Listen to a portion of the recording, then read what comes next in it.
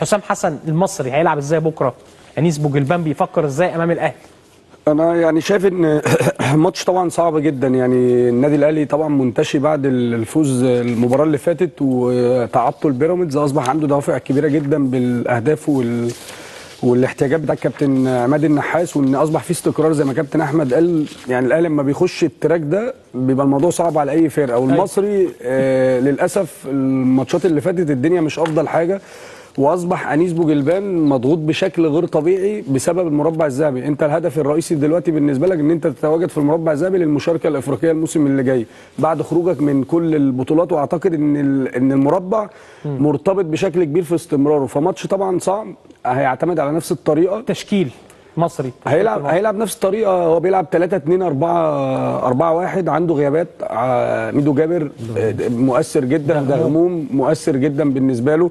عنده 5 ماتشات مهمه، الاهلي وبعد كده فاركو وبعد كده سيراميكا بعد كده البنك الاهلي، كلهم منافسين اساسيين بالنسبه له، الفرق نقطتين و3 نقط ما بينه وما بين سيراميكا وفاركو. فاتمنى ان التشكيله ممكن يلعب بمين ولا ما تعرفش؟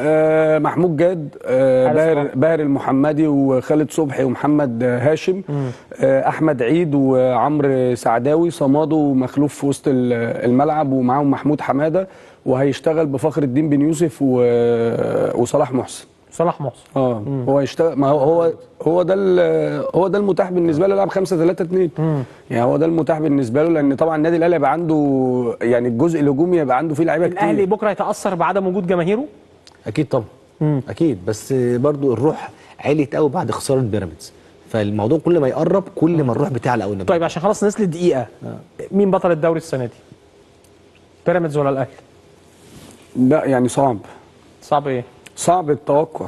ما انا عايزك توقع كده، يعني احساسك. لا لو بالضغوط دي الاهلي ممكن يكون هو الاقرب، لان هو اللي متعود على الضغوط. كابتن احمد؟ طبعا اتمنى النادي الاهلي، بس احساسي ان الدوري رايح لبيراميدز، بس اتمنى النادي الاهلي. انا اتمنى بيراميدز والله، عشان هم يستحقوا الدوري السنه دي، بس هم ادوا الفرصه ان الاهلي يرجع تاني للمسابقه. هنشوف برضو كمان قرار بكره، في قرار لجنه التظلمات بخصوص نتيجه مباراه الاهلي والزمالك وخصم ال3 نقاط ولا مش خصم ال3 نقاط، برضو هتبقى ليها دور كبير. بكره هيتم الاعلام في اجتماع لجنه التظلمات ان شاء الله. بشكرك كابتن احمد. شكرا.